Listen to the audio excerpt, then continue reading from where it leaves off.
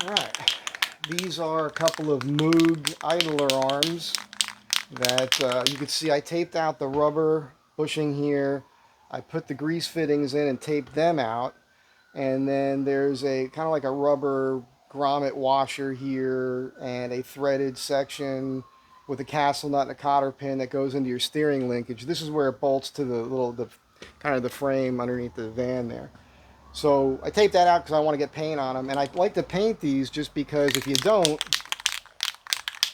they end up rusty.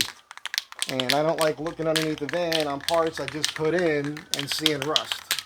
I hate that. So just hit them with a little bit of this 2X Rust-Oleum. Now I'm hoping this will be the last time I do this. As you guys know, I'm highly motivated to do a straight axle swap. I'm trying not to do a whole bunch of work on this front end right now. These were given to me. I didn't pay any money for these things. So that's a good thing.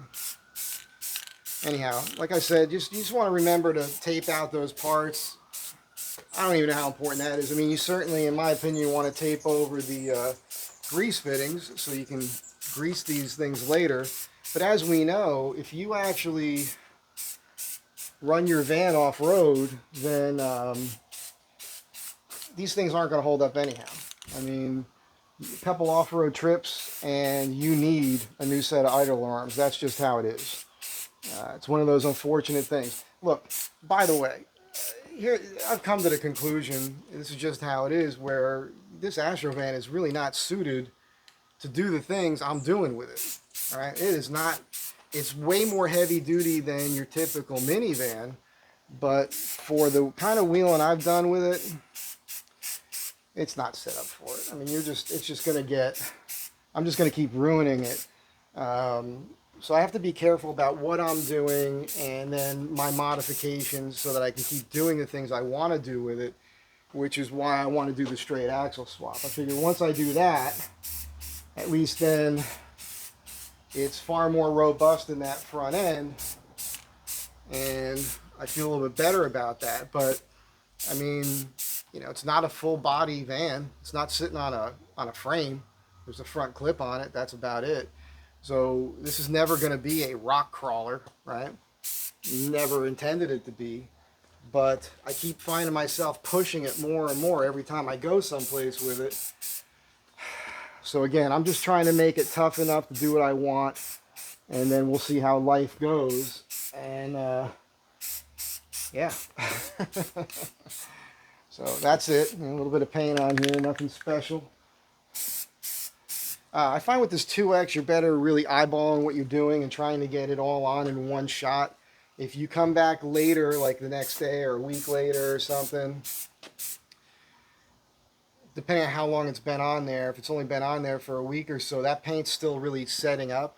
And if you go and put another coat on it afterwards, it'll crinkle on you and not look good. It has something to do with the primer doing its job with adhering, is how I figure it. So just don't be afraid to get it on there, but do what I'm doing with these short bursts so you don't get any runs. Not that it matters. I mean, these are suspension parts.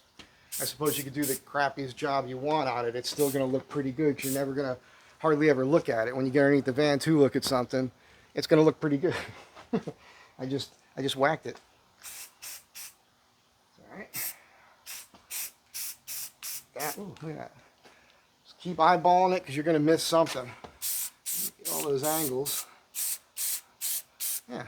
Okay, that's pretty good, I think. So I'll let these dry, and it's just a tip. I've done a video on this before. Wrist check. Atlas Landshark. Yeah.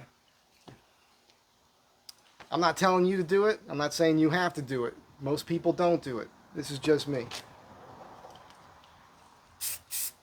All right. I'm done for now. You guys have a good day. I'll catch you in the next one. Be good to one another.